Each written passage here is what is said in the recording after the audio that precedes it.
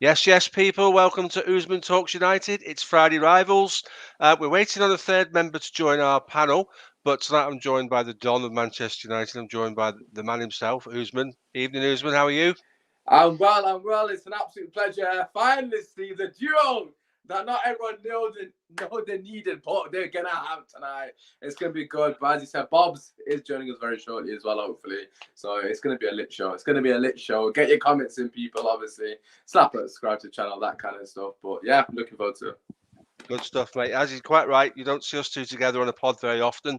Definitely should happen more. So this is the Good Christ. prelude to what we're going to do in the future, guys. Fingers Um, crossed. So before we get into the games at the weekend, obviously some big games at the weekend, we're going to have a little look at what happened midweek in Europe. And what we'll do is, just for the people watching, I'm going to ask you to talk to me about your game because you went, and I studied my game from home because I couldn't get a ticket. And we'll have a bit of a chat about that. And then when Bob's joins us, he can add his two pence worth. It's all good.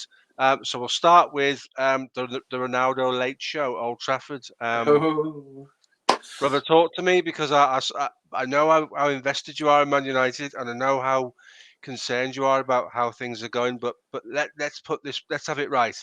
95th minute winners under the lights at Old Trafford in the Champions League. Put the other things aside. That's an emotional evening when that happens, mate. The roof come off the place, didn't it? listen, the roof, without a shadow of a doubt, came off the place. It was a great moment, man. Honestly, they're the moments as a football fan you live for. At the end of the day, any football fan will tell you there's nothing better than a last minute winner, especially when it's someone like Cristiano Ronaldo. I mean, he's an icon of Manchester United football, well, in general, footballing. But it was just a great moment for, us as fans, really, because we didn't deserve the win at all. I mean, it was a snatch and grab. That's literally what I called it. Villarreal far the superior team, which is an issue in itself. I'm sure we'll delve into that. But look, end of the day, we got the 3 points. That's the only thing that I really cared about on the night. And we rode our luck once again. Ali does it again. And this guy's got about 9 lives, honestly, he really has. Nine. He does nine every week, doesn't he? At the moment. Legit, honestly. I watched the game because obviously I spend a bit more time with you and spend a bit more time with the Of likes of course. Indiana and Rachel on First XI, and I'm in and out of Johnny FX's spaces. But Yes. but and they're energetic to say the least. But with regards, evening Ron, with regards what was going on on the game, mate, is it time? And I've not talked to you about this. Is it time that Manchester United looked further afield to try to solve the problem? Because in your final third, you've got more options than anybody else in the final third. This is Without a how I doubt. see it, and feel free to shout me down. That's what these things are about. You're a Rafael Varane injury away from being exactly the same as you were from the halfway line backwards, and you won't have progressed if Rafael Varane was to get injured. Yes, Ronaldo gives you Ronaldo. I'm not going to sit here and say he's 36-year-old and he's washed because he isn't. The guy's absolutely quality. He's a winner. He's got the winning mentality. 170 odd appearances in the Champions League. The superlatives have all been said hundreds of times about him, and he justifies all of them. Absolutely. Are you categorically Ollie in or Ollie out? Wow, you've literally just put it on me, innit? Just quickly before I answer that, don't worry, I'm not. James just asking, what do you reckon the squad will be? I'm assuming that's regarding Man United.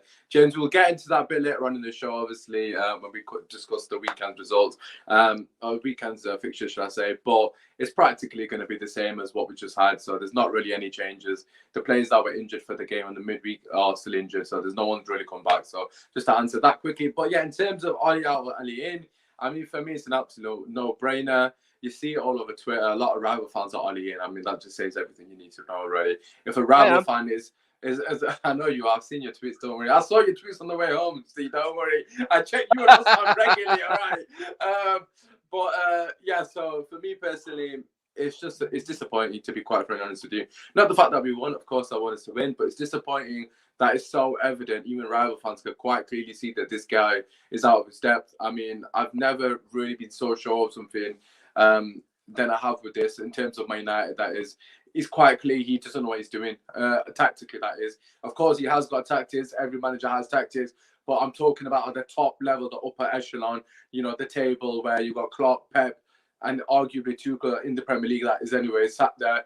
They're the top managers in the league without a shadow of a doubt. Man United do not have a top manager, and that is the reason we won't win the Premier League for me personally. or the Champions League. We could potentially win the Champions League. It's a knockout competition. You know, you can get those moments of brilliance that will carry you through. That's a different ball game. But I want to win the Premier League. And for me personally, I just don't think Ollie's good enough. He's shown it time and time again.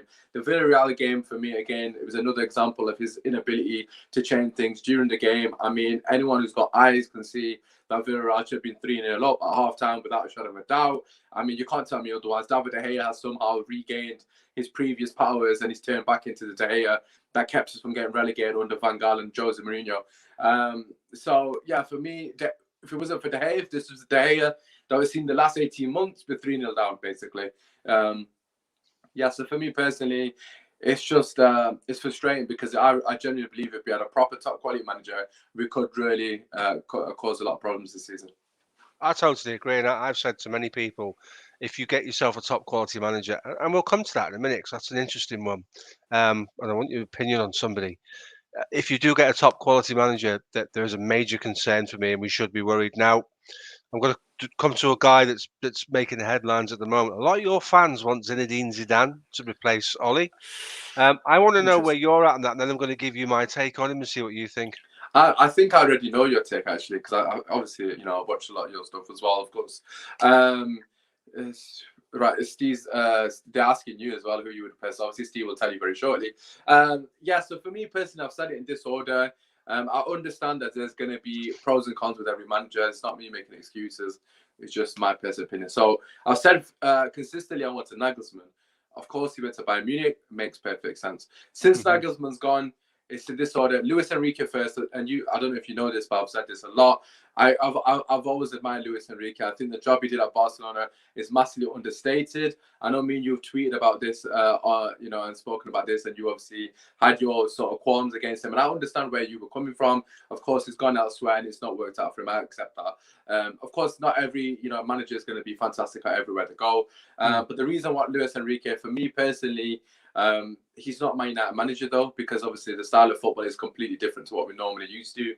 However, football for me, absolute top quality possession-based football, which is what I think we need to do. The manner in which he sets up his team to win the ball back as well, is similar to the Barcelona teams of yesteryear. Absolutely phenomenal. I'm a massive fan of what he's done in Barcelona. Of course, he's at Spain at the moment. I mean, you could argue he's done fairly well at Spain with the team that he's got at his disposal. And just in general, I like his demeanor. He looks like he comes across a very classy guy. He's very passionate, very knowledgeable about the game.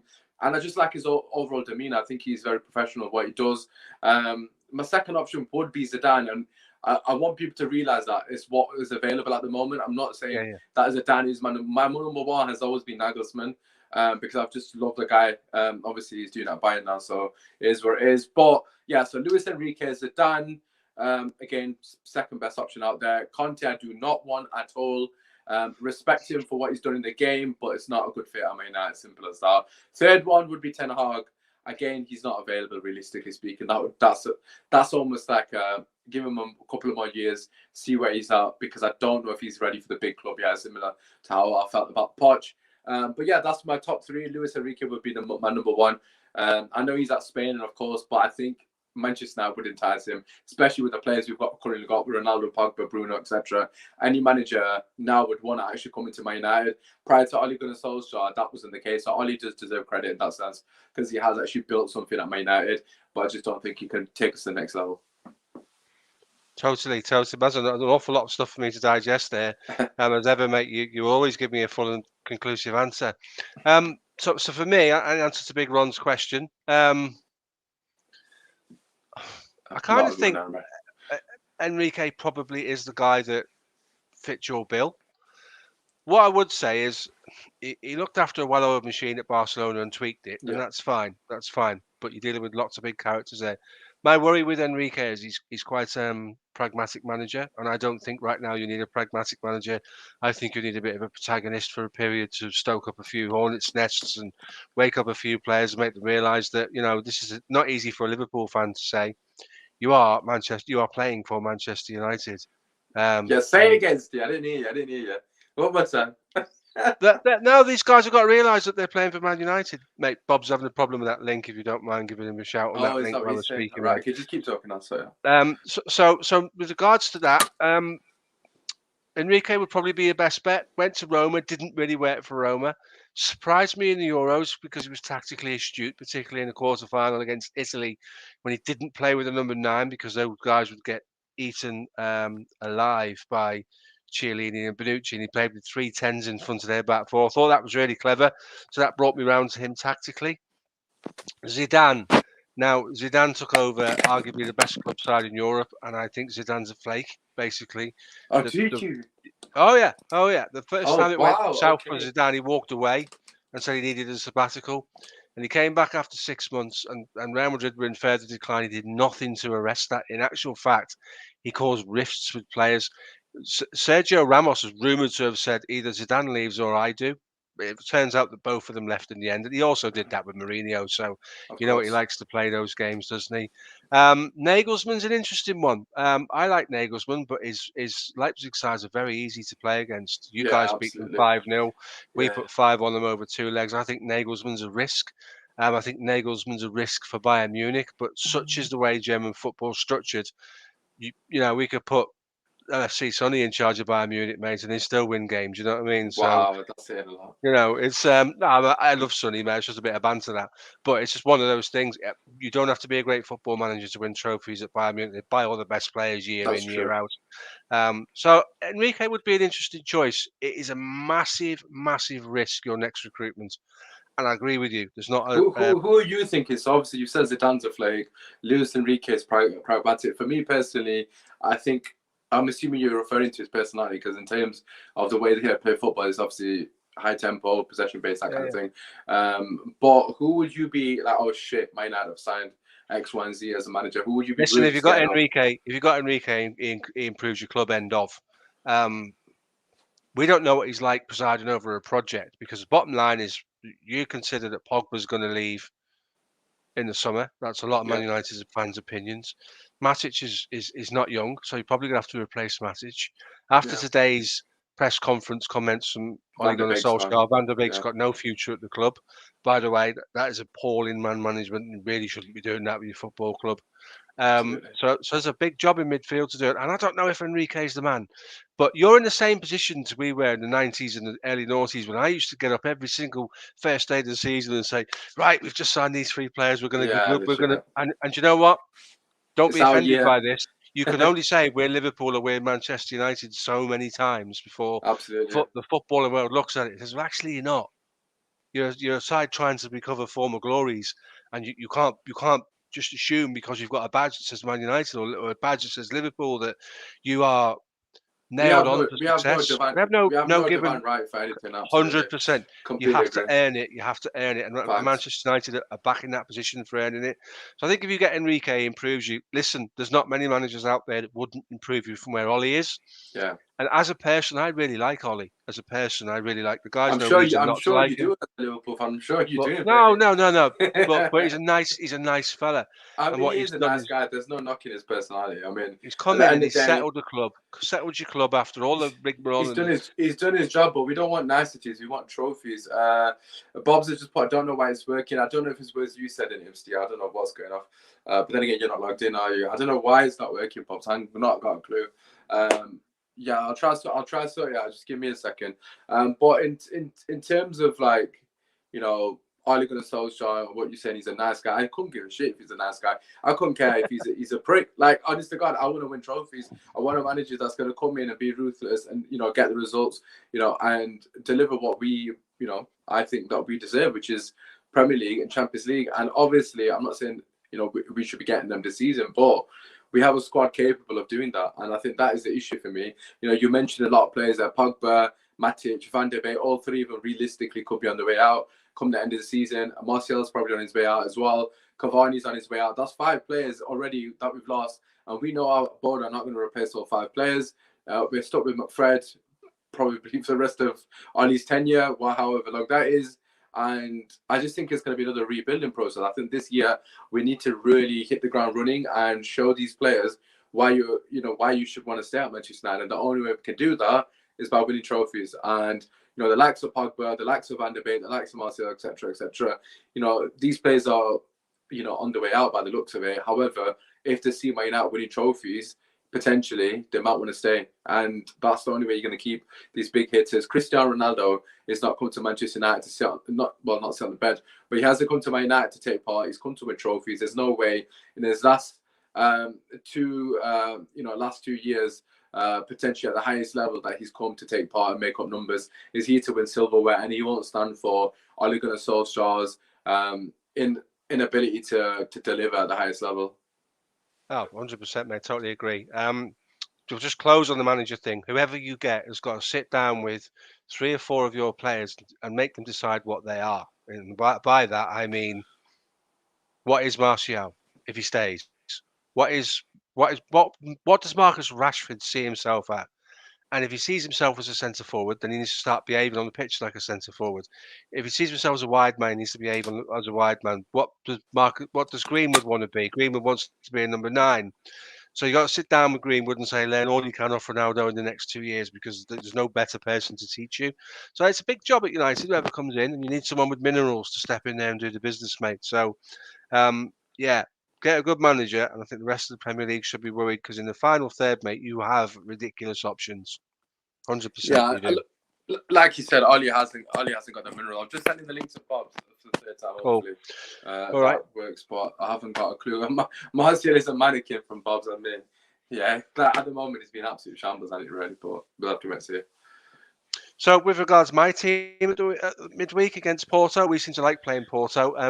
Porto's last 20-odd games, exactly. Porto's last 20-odd games, they're all like 1-0, 1-0, 1-0, 1-0, and then Liverpool look like 3-0, 4-0, and 5-1.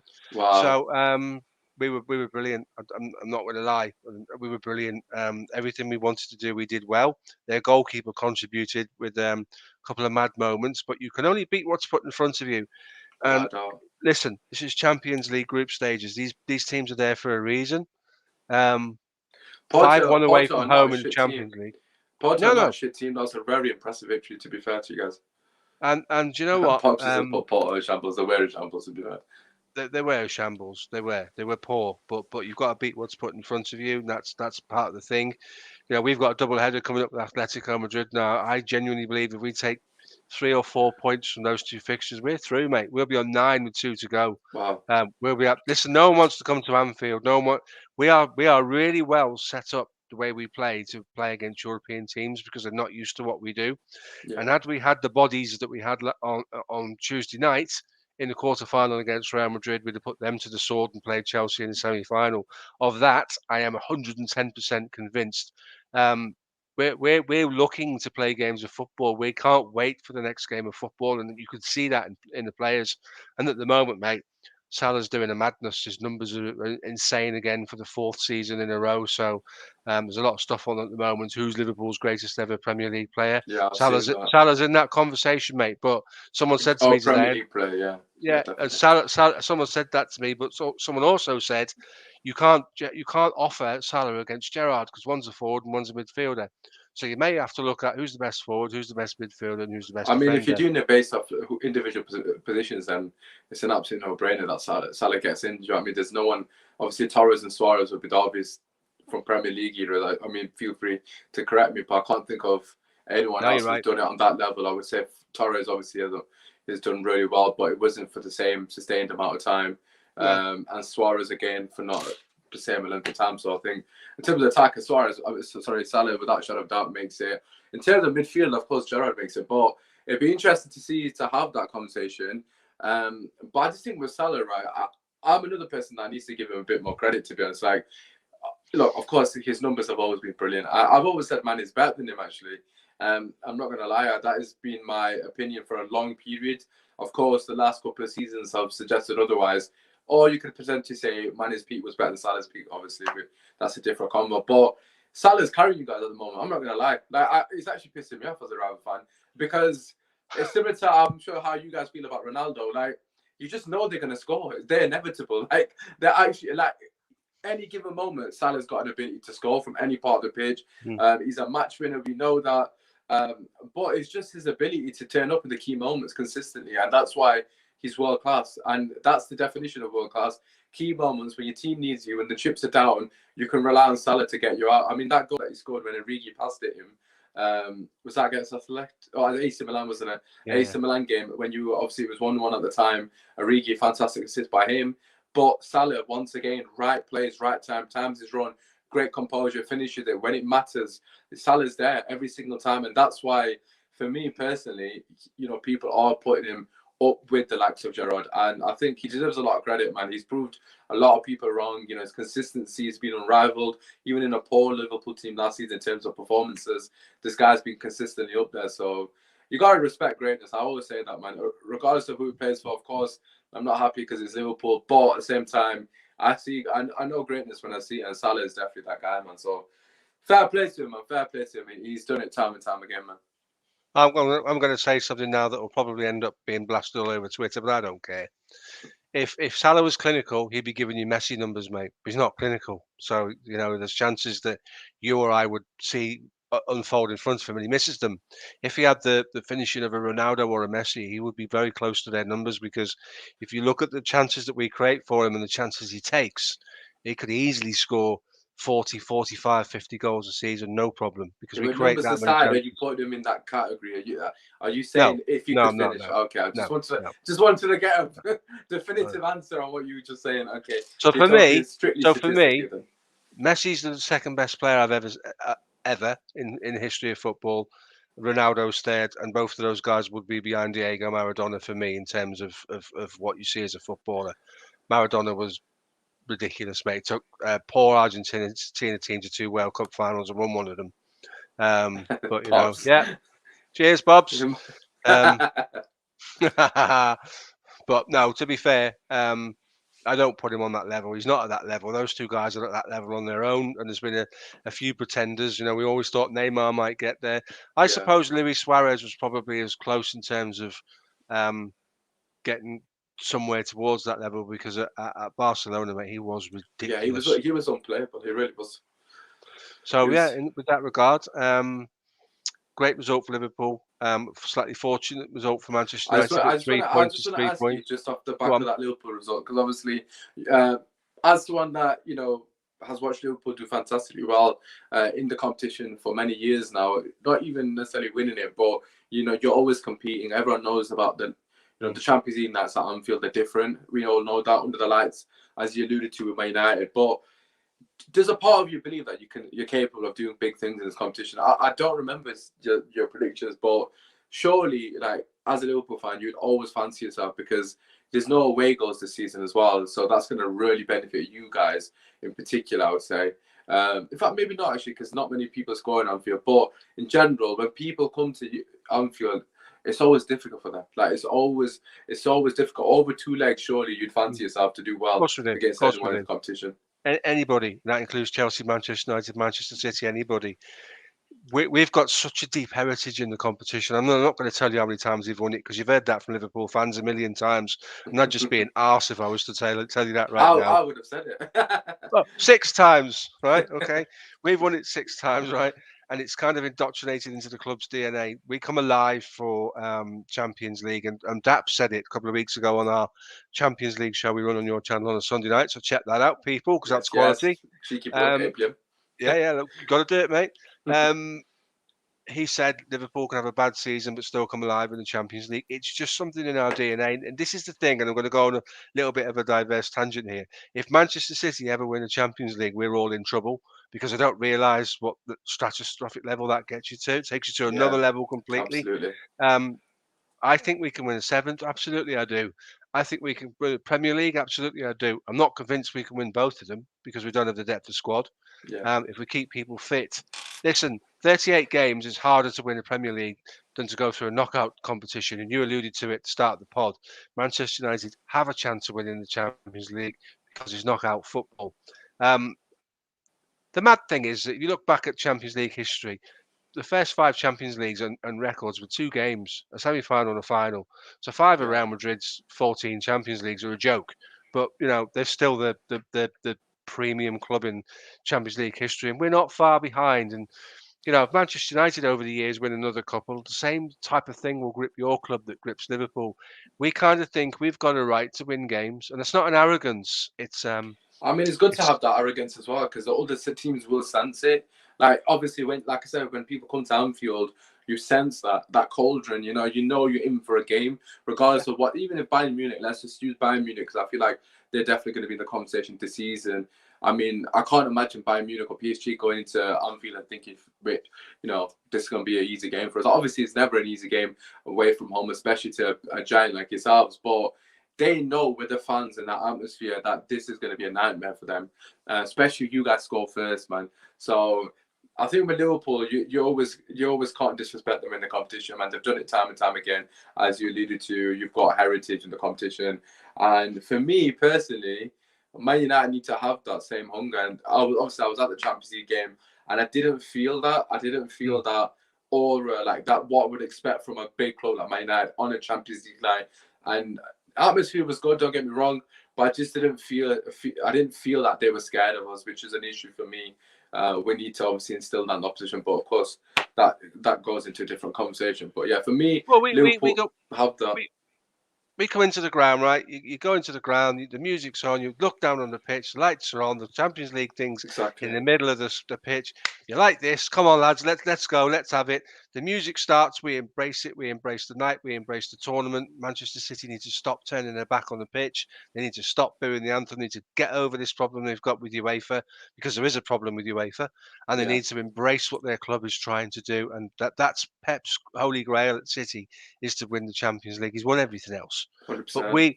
we turn up on those nights with an expectation, and it doesn't matter if Vladimir Smeets is in the team, Luis Suarez is in the team, Mo Salah's in the team, or Jimmy Traore's in the team. We have the expectation that we will do well. I'm not entirely sure about that, Ron. I would welcome Bayern Munich to Anfield any day of the week, mate, and it's just what. I think Bayern Munich are my favourites personally. I mean I know Liverpool and like the Premier League teams are all in the conversation. You can't really write off any of them because we're probably the best teams in Europe at the moment, realistically. Yeah. Give or take, or we're in the top 5 in it, or give or take.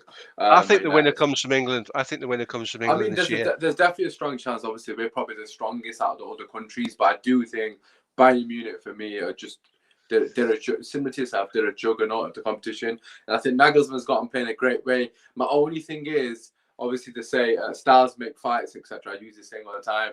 I think your style of play really rips open Bayern Munich. That's the only thing. So if Liverpool were to get Bayern Munich, I think you can take them because Nagelsmann's very open defensively, and you guys are devastating on the break. So I think Liverpool Bayern. I mean, that would be a good game for you guys because you'll get rid of the favourites. So it'd be interesting to see if if you get kicked out by someone else, so to speak.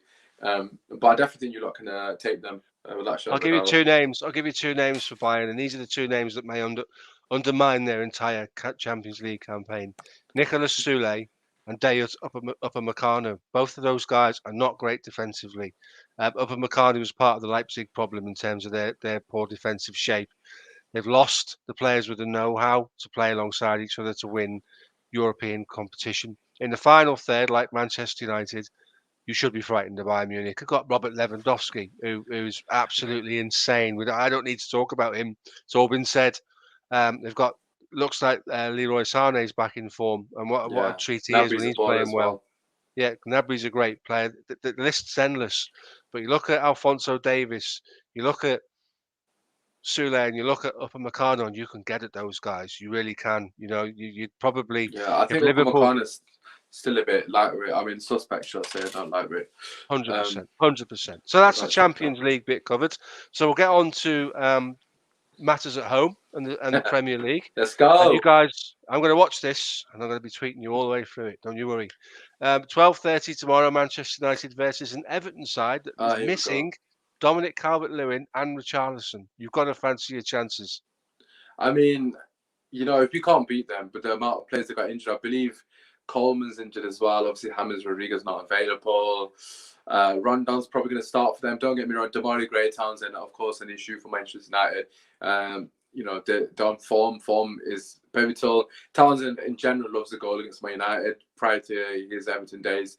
So I'm somewhat worried of what they can possess on the break if Lindelof is playing. If Lindelof is playing, I'm a bit more concerned than I would be if Bailly and Varane are playing. I just think Bailly is less likely to get bullied in the air via Rondon in particular. I just think Lindelof scares me slightly against Rondon. I think he's going to get destroyed. But in general, man, like I said earlier to some of the other lads that I spoke to, we should be playing at home. Well, we are playing at home, but we should be playing at home as the home team. A lot of the time, the teams seem to allow teams to get onto us, which really disappoints me. We need to set the precedent in the manner which we set up. You play aggressive in winning the ball back. There's a lot of mistakes from the Villarreal game that I noticed. A lot of people are kind of putting it down to the fact that we played a 4-3-3. I understand that was definitely a concern because we haven't got a natural DM.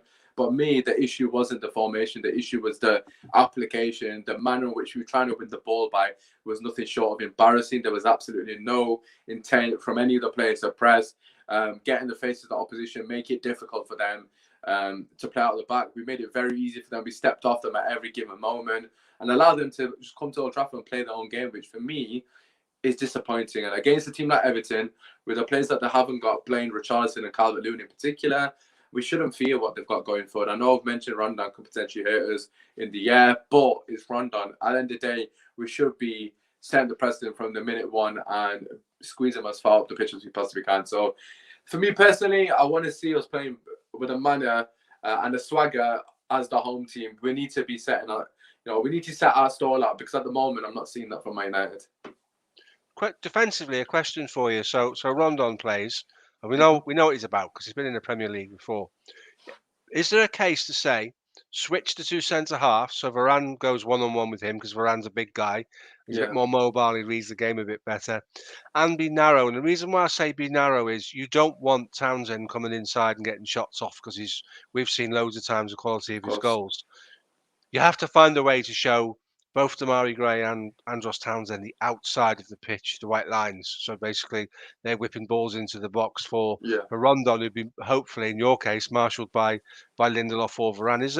Have I got a point there that you possibly switch those two guys around? I don't think there's any point in switching it because the reason being, if I'm Rondon, regardless of who's playing on one side, I'm just going to Lindelof every single time. I'm pinning myself on Lindelof.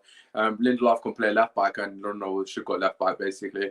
Like, if I'm Rondon, if I was the manager, i.e. Benitez, as you lot know well, I'm telling him to just stand on Lindelof, regardless of where the ball is. I mean, obviously, depending on where the ball is being delivered from, of course, he needs to be on the opposite side.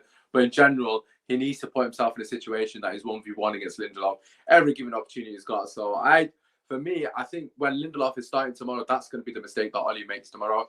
Because Lindelof, okay, granted, he can play well in these games, but time and time again, he's shown his frailties in the air. He's shown that he's lightweight as a centre-back, nowhere near that weak, especially, in the air. He gets bullied time and time again. There's numerous occasions that it's been a representation. And Rondon is a big physical guy. So on the best of times, it's going to be difficult to deal with him, especially if you're someone like Lindelof as well, with his frailties already. So for me, to answer your question, I don't think it matters.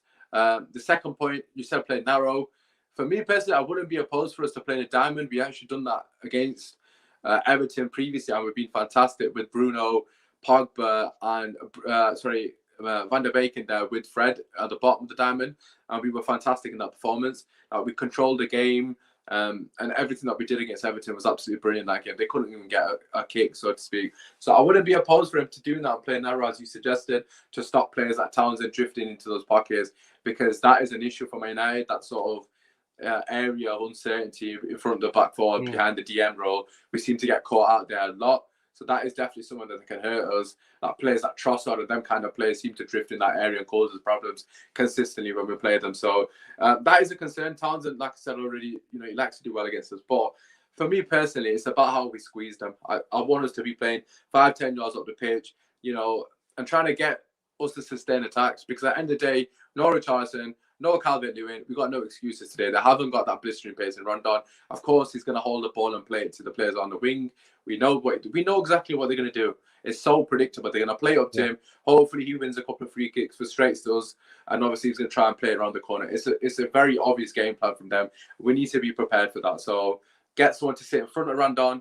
Get obviously Lindelof, hypothetically speaking, to be behind him, sandwich him, play him out the game, job done. It's an easy win for us this game. No excuses. It's just you just got to get your tactics right. It's a very easy win for us, for me personally.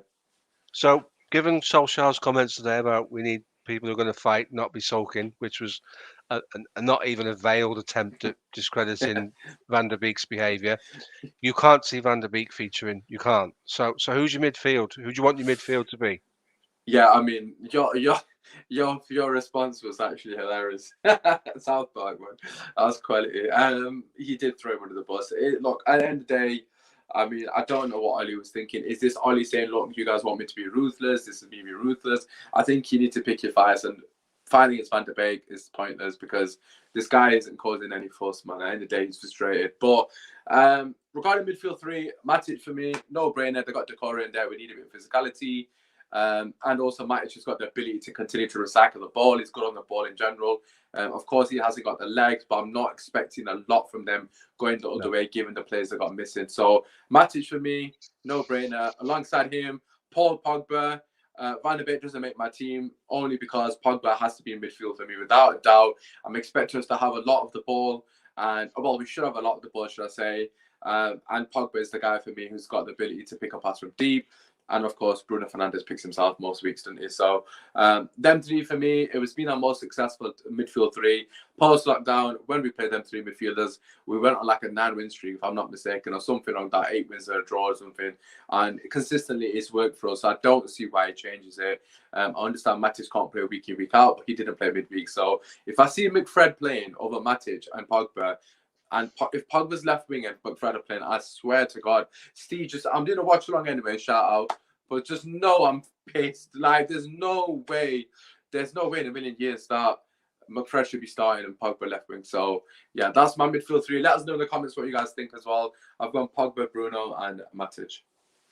And obviously up top, you'd go Greenwood on the right. You'd go. I haven't actually. I've changed this. This is gonna rattle some people. This actually, I'm not gonna lie. Go on then, rattlers. So I have got logic for this. I'm going to be saying this 3 times for another show after this. But so Ronaldo picks himself, no brainer. Ronaldo up top. I've gone right wing Jadon Sancho. The reason I've taken Greenwood out of the spotlight is for me personally. Jadon Sancho was signed to be a right winger first and foremost. Greenwood last couple of games he's been a bit. I mean, he hasn't really offered that much. The last 2 games in particular, i.e. the Cup game and Villa game. I thought he was okay in spells, but overall, I want to see Sancho deploy the right wing. We need his creativity. Hopefully, we need his ability on the ball, and that might benefit other players. Left wing is where I've thrown a spanner on the works, and there's a logic behind the madness, but I've put Jesse Lingard, and I know no one's going to agree with this. Look, first and foremost, right, there's a quite clear issue at Manchester United at the moment, and a lot of it is down to the fact that because Rashford's injured. And the thing what Rashford does differently to everyone else that I've seen so far this season, he doesn't come to the ball. I mean, look at any of Sancho, Greenwood, and Ronaldo all want the ball to feet. Ronaldo, to be fair, does run the other way here and there, but in general, they kind of want the ball to feet, making it very congested. Man United are very easy to play against. Everyone's coming to the ball. No one's stretching the play. Lingard is the only player, apart from Rashford, who's not available, who goes the other way. He runs in behind. He's a willing runner. He'll run the channel throughout the entirety of the game. And he stretched the play. It gives us a different dynamic to what we're currently seeing. And Ollie has to change it because the front three has been nothing short of piss poor at the moment. And it's not acceptable given the players we've got at disposal. So for me, it's a no-brainer to play Lingard in this game. He's on form. He contributes to the goal when he's only on the pitch. Got subbed on the 19th minute and he still contributed and got the assist for the goal. He almost scored himself. He did more in that little cameo than Greenwood did the entirety of the game. Yeah. That's not a knock on Greenwood because, of course, he's not a winger. But I just think for me, Lingard gives us something completely different. Of course, when Rashford is fit, that's why I've got the name in my head. Lingard does not play. Rashford is that guy. He runs in behind. We've seen from time to time again, Lindelof, Pogba, finding Rashford from deep, running in behind, stretching the play, giving space to Bruno, giving space to hopefully Ronaldo when obviously they play together.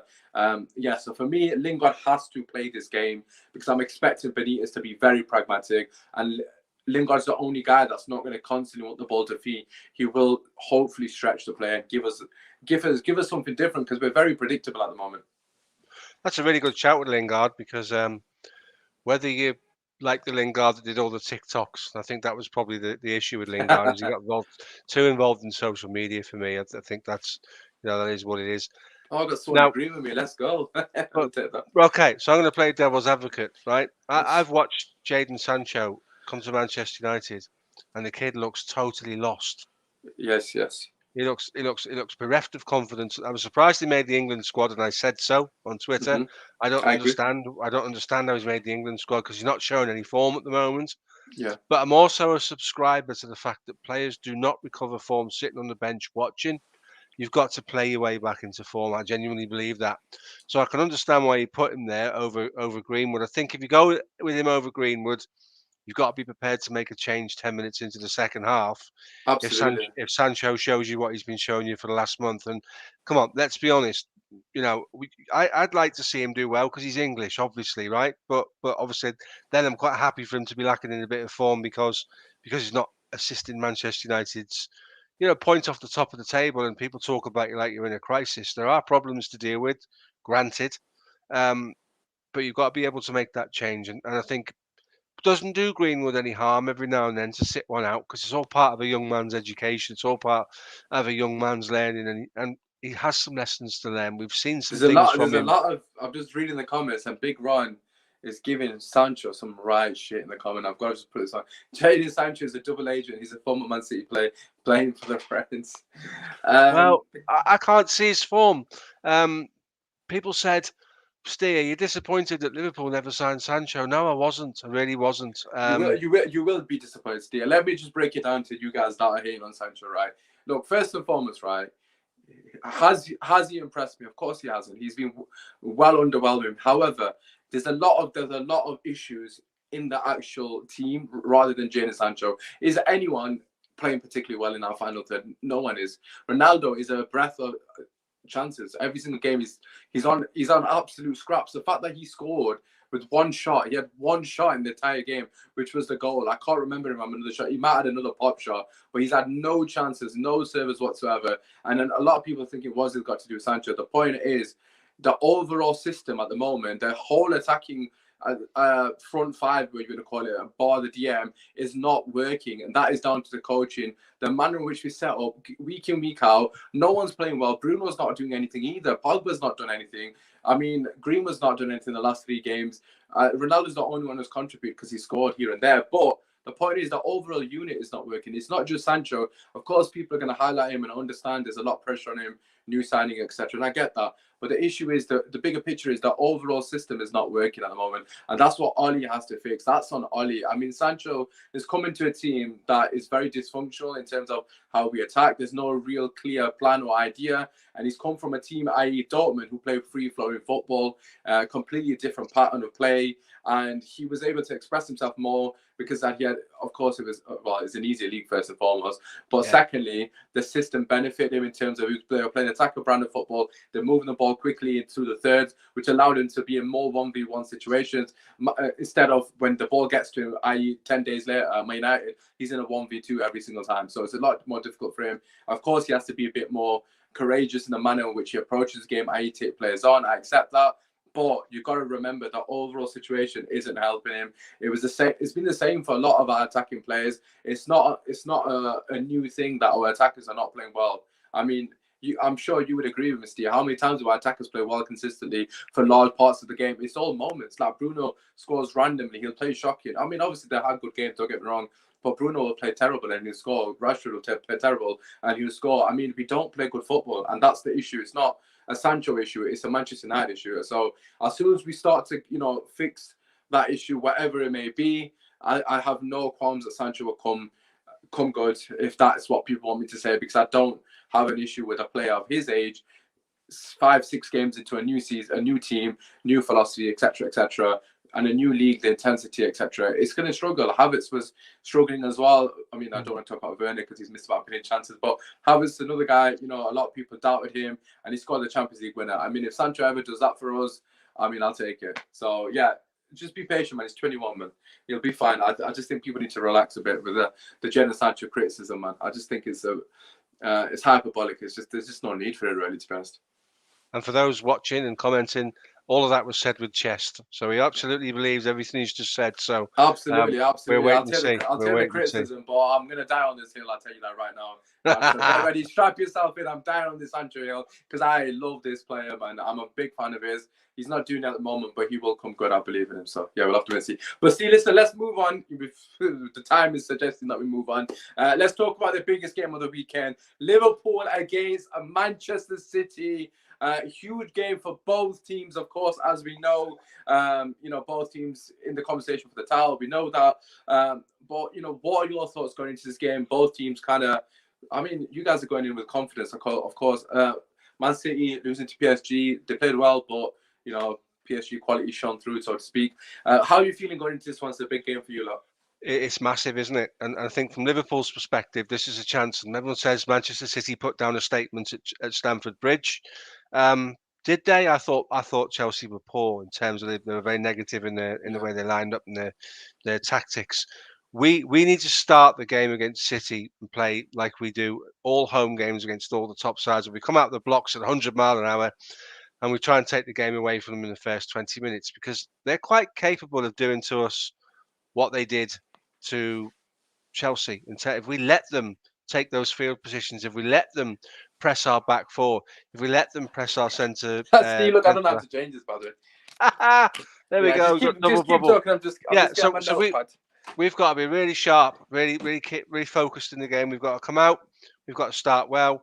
We've got to ask questions. I don't expect Diogo Jota to start in the front three, and the reason why is Bobby Firmino is a really clever exponent of occupying central defensive midfielders, sort of the six who sits in front of the back four. Bobby is really good at stopping them creating space they need. He's a defender, isn't he? So yeah, he's our first line of defence, but he's very clever in terms of where the position he takes. Rodri struggles against Firmino. Jorginho struggled against Firmino because of the space that he takes up. Jota hasn't got that game intelligence to do that. Jota gives us something different. Jota gives us the ability to run in behind. He's a bit more direct. He's certainly quicker than Bobby, and you could probably say he's a better finisher. But we've said it many times before. As Liverpool fans will continue to say this. We're not judging Bobby Firmino on goals. We're judging Bobby Firmino on his all-round play and his ability to create spaces and bring other people into the game. If you play a traditional striker up alongside Mane and Salah, you shut down the space that both those guys want to run into. So it's a really difficult balance to find. It's really hard. I see Jota as a bigger threat to Mane than I do currently to Firmino. I agree with one of the hosts who normally comes on here, Rack, who says it's horses for courses. You wouldn't play Jota against the side with no sitting in midfield like a six or a deep liar, but you would play him in it. You would play Firmino in a game like that. So I think against City, Firmino's had a lot of success against Rodri before. And I think that's what we're looking to do.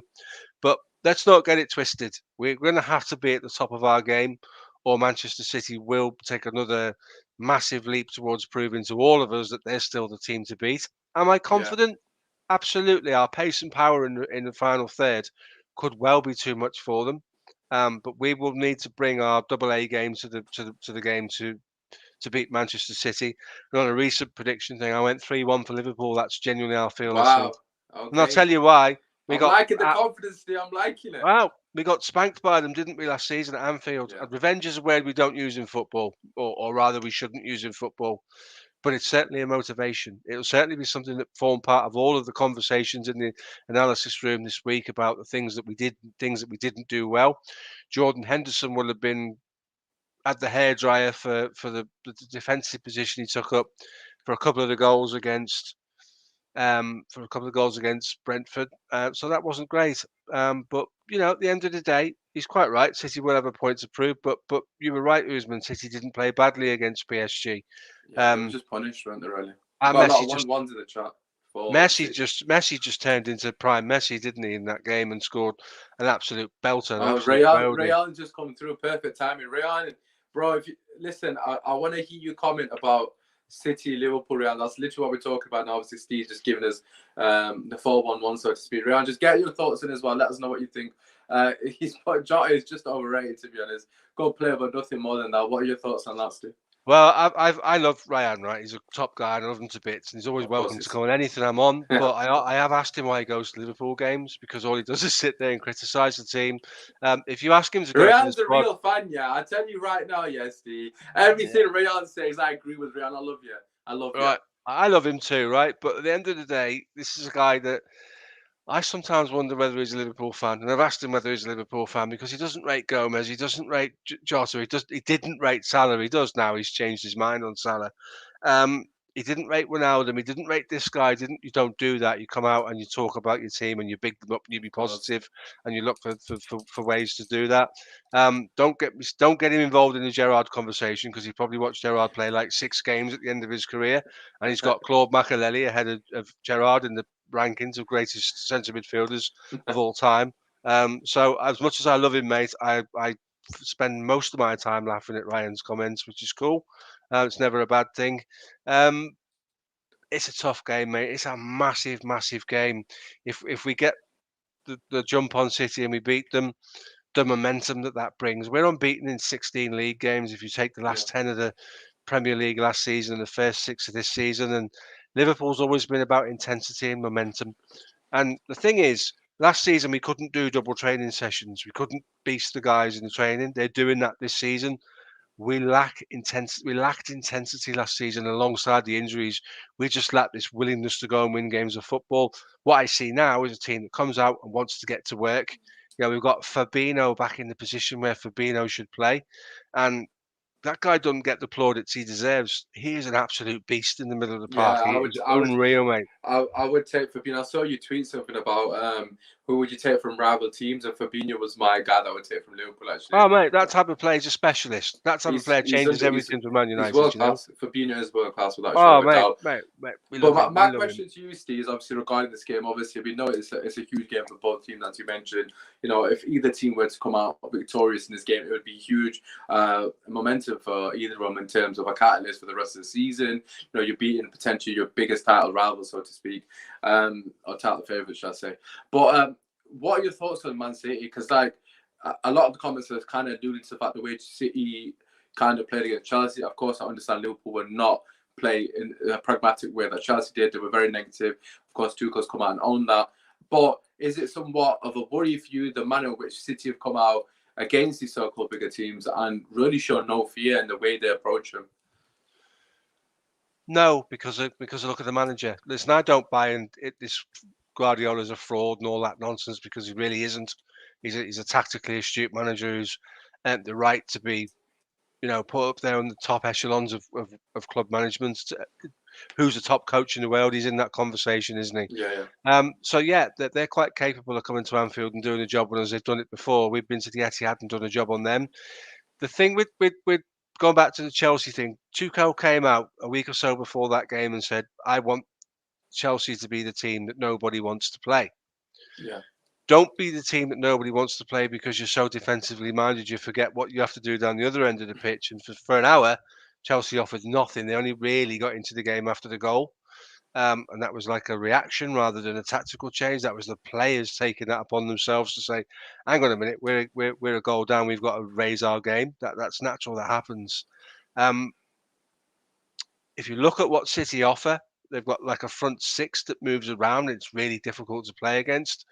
This is why I've said to you at the start of the bit on Liverpool, we have to come out strong. We have to come out quick. We have to dictate the game of football because if we don't dictate the game of football, this is the thing. We're the home team. Play like the home team, like you said about United. Come and play like a home team. Don't sit back.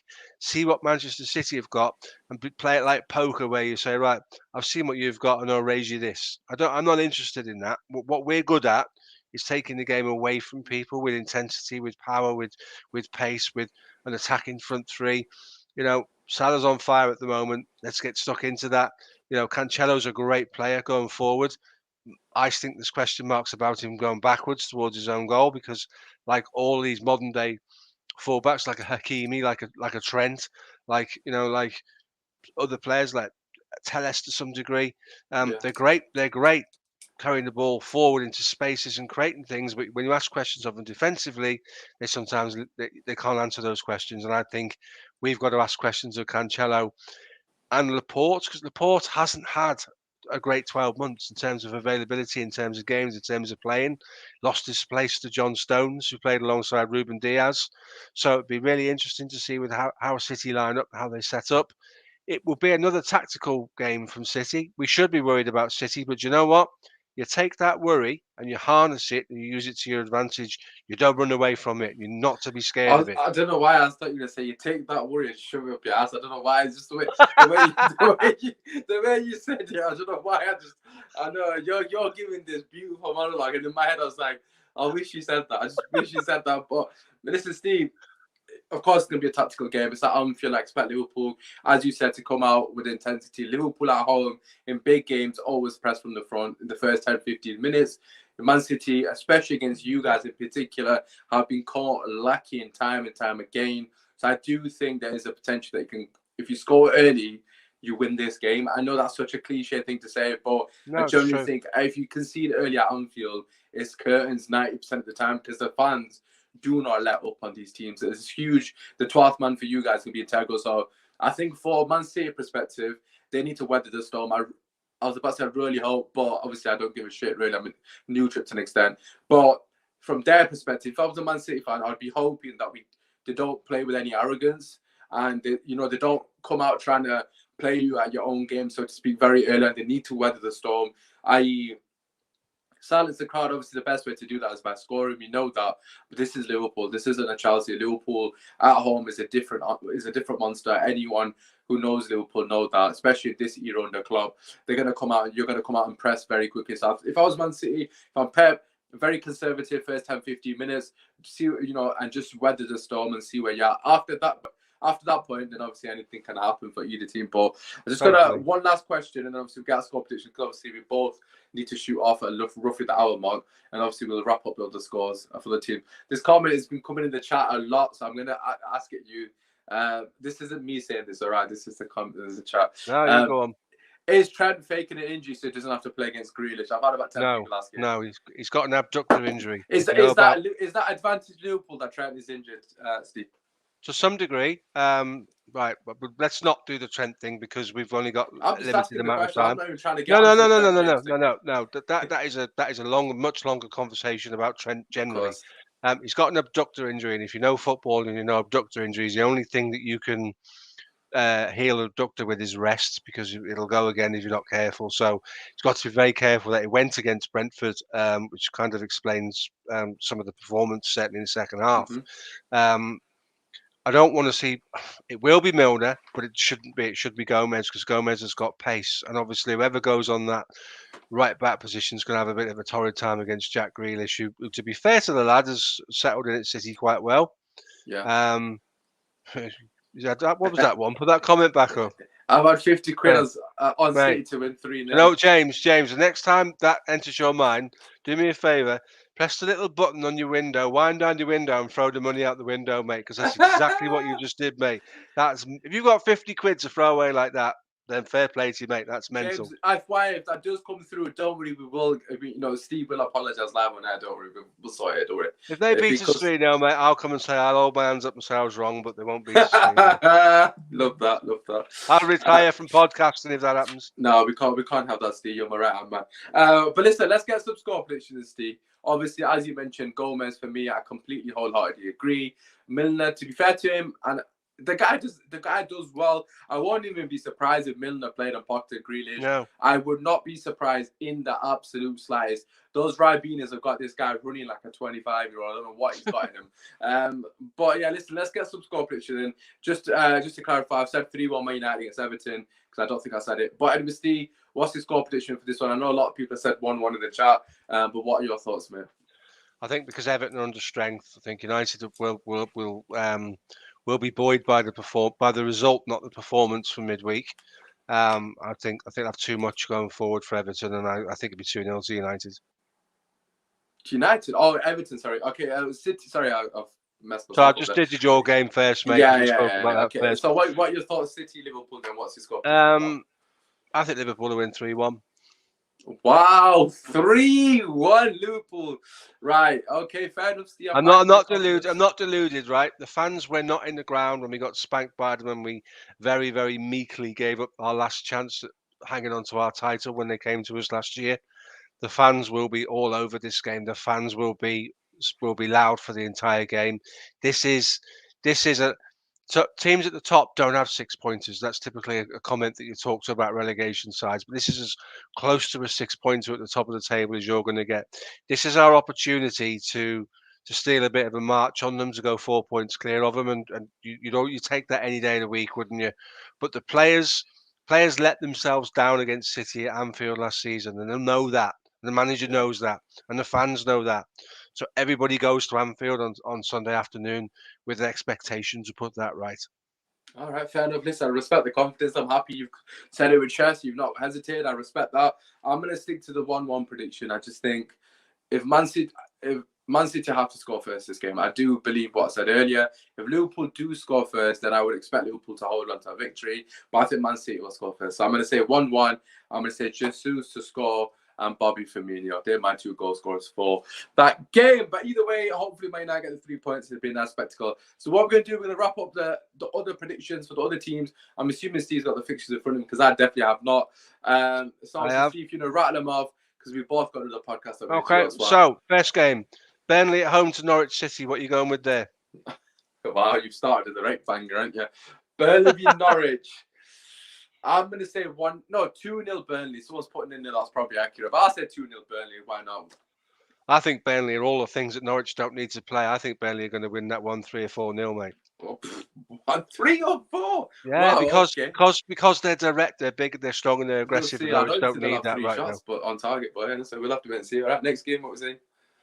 Chelsea Southampton, 3 o'clock kickoff. This is at Stamford Bridge, isn't it? It is. Okay, so this is a typical 3-0 Chelsea for me, without doubt. We think so because Southampton sold their best centre back. Vestergaard never replaced him. I'm going to go for a Chelsea win, 2-0. All right, say no. Okay, Wolves at home to Newcastle. Ooh, interesting. I'm going to say 1-1. I mean, both teams are kind of languishing in the table, to be honest. Wolves in particular struggling, but say maximum is just doing bits in it. So yeah, I'm going to say 1-1 for that one. I can see that being a 1-1. I'm going to agree with you, 1-1. I'm going to agree. Then we've got the evening game, which is the surprise package of the season, yes. Brighton versus Arsenal. I think Graham Potter's doing a tremendous job at Brighton. I really do. Yeah, I mean, he is. I'm just gonna keep putting scores on, so obviously keep getting. So we got 2-0 Burnley, and then I'm assuming that was for Wolves. Burnley won against Norwich, and then 2-2. Okay, fair enough. Right, okay. So just obviously try to save the team as well, because obviously we're speeding through it. So which game will be on? So Arsenal will be Brighton, isn't it? Brighton home to Arsenal. Listen, I don't want to channel my inner Keegan, but I would love it if Brighton win this one. I would absolutely, because the meltdown on Arsenal Fan TV and Arsenal Twitter would be absolutely priceless. Beautiful. Because obviously they're title favourites now after those 3 wins. So, yeah, I'm going to say, I think Arsenal probably just sneak it. I think it's going to be tight. I'm going to say 2-1 to Arsenal. See, I think Brighton will win this because Brighton lost to Palace when nobody expected them to. So they've got to steady the ship a little bit. And listen, Arsenal fans, I love your enthusiasm, but you don't get to play Spurs every week. So let's not do this. There's a long way to go before you get anywhere near European positions. There's a big job on there. Brighton is not a great game to be going into. We got a few Brighton wins in it. In fact, no one's predicted. I'm down. Right, James, we agree. Keep your 50 quid on this one, mate, but we agree. I'm going 2-1 Brighton as well, mate. Yeah, I can see Brighton winning, don't get me wrong, but I just got a feeling Arsenal might just sneak it. But anyways, what's the next game? Sunday, Crystal Palace versus, this is interesting, under pressure Brendan Rodgers. So Crystal Palace at home, but he is under pressure. Yeah. 13th in the league and bottom of their group in the Europa League, mate. So I think Rodgers is under a bit of pressure at the moment. Palace, I thought Patrick Vieira was favourite for the sack race. I thought Patrick Vieira would be gone by Christmas, but he's proven to be doing quite well. So your thoughts? Who gets the points there? That's a good game, that one. I like that one. Leicester are getting saved by Vardy at the moment. That's the one thing I've noticed in the last couple of weeks in particular. Vardy seems to be the main guy. Well, he always is the main guy, but in terms of the only one really delivering anything, I mean, they've been well under par. You're right. He's under pressure, and it'll be interesting. I'm going to say 2-1 to Crystal Palace. 2-1. I've changed my mind about 3 times, I must say. But I'm going to say 2-1 Palace. I think they're just going to have enough. It could be either way. I know that's the cop-out, but I'm going to stick to 2-1 Palace for me. I think this one's Desmond. Desmond 2-2. It'll be 2-2, okay. I can that as well. I can see that as well. Yeah. Tottenham at home to Villa. Tottenham at home to Villa. Ooh, Villa just slapped us, didn't they? Really, I know the score, the score doesn't suggest that, but they did. Interesting. If Villa start the way they've started against us in Chelsea, I'm expecting them to blow Spurs away because Spurs look well off the pace at the moment. However, I am going to say a 2-1 victory to Spurs. I know that's against the grain, but Spurs are just a weird team, man. It's very hard to predict. I'm going to say 2-1 Spurs. We've got 3-1 Spurs in here. What do you reckon? I'm going to go 2-1 the other way. I think Villa will beat Spurs. Spurs are in the mud, mate. They're a dead club, mate. There's nothing going on there at all. Big facts. They're in the cement, actually, mate. Not in the mud. They're in the cement. Absolutely. And if Ash was on here, he'd be telling us the same, mate. To be fair, Ash is fuming. Honestly, Ash is fuming. Ash is at James Bond. Ash is at James Bond avoiding talking about this, mate. So yeah. So I don't blame him. I'd do the same if my team were in their position. And then the last game, because we've already spoken about Liverpool, we'll go with West Ham at home to Brentford. I quite like this game. This game's going to be a good watch. This game's going to be an absolute banger for the neutral. I'm excited to watch this on the Saturday as well. I'm Sunday, sorry, prior to your game.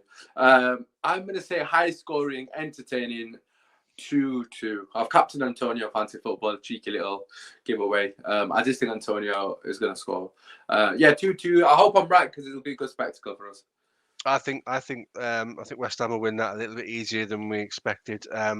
Listen, at home, what you saw from Brentford was that was the biggest game in their history. So first season in the top flight, and they had Liverpool at their ground last weekend. If you can't get your team and your fans up for that, you shouldn't be playing football. So I think they had the bounce from that situation at the game against Liverpool. West Ham are a hard team to play against them. I fancy West Ham to win this one 3-1. Right, okay. Spurs 4-2 West Ham. What did you say? 3-1, didn't you? 3-1, yeah. All right, say no more. But that is the end of the show. I just want to say a massive thank you, as always, to our host, Steve. I was filling in for some of the other lads, so hopefully I've done you guys proud. Obviously, if you haven't already, make sure you slap a like on the video, subscribe to the channel every Friday, 8 o'clock. Friday Rivals, the place to be, and obviously Sunday as well, Friday as well, 8 o'clock, which is the Champions League show. Listen, me and Steve are definitely going to do more duo shows. Obviously, it's great. I have a huge respect for this guy, so make sure, love to see his socials are down below. Obviously, make sure you go and drop him a follow. Of course, drop me a follow as well, because I've lost my Twitter account, so make sure you follow me as well. So I'm starting a thread, so I appreciate any support for that. But apart from that, Steve, over to you, mate. Anything else you want to shout out? Let the people know. No, listen. He just said there he lost his account. I've RT'd it, tried to get some momentum. Follow this guy big time. Get it done. Top guy. Always a pleasure being on with him. I think this is the second time we've done a pod together. I think it is the second time. We had Neil Atkinson and a few others on the first time, mate. It was of course, big group. There's a big squad, so it was hard to sort of have that sort of two-way thing. But always a pleasure, mate, and happy to help you and happy to host on your channel. And I'll see some of you guys on Sunday night when we have a decent panel to chew the fat over the results and look at what happened in the Champions League.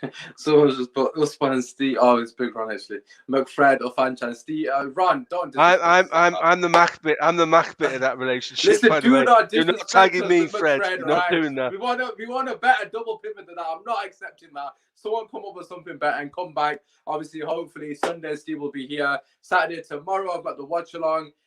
And the match reaction, which is just going to be myself, hopefully, trying to strip it all back, give my authentic self to you lovely people. So straight after the game, I will be reacting, win, draw, loss, as always. And then we've got some more content on Sunday, which Steve will be heading up and back to the normal schedule Monday. Just before you go, Just go on. before you go, my mate's just got 21-1 on Liverpool to win 3-1 off Bet Victor.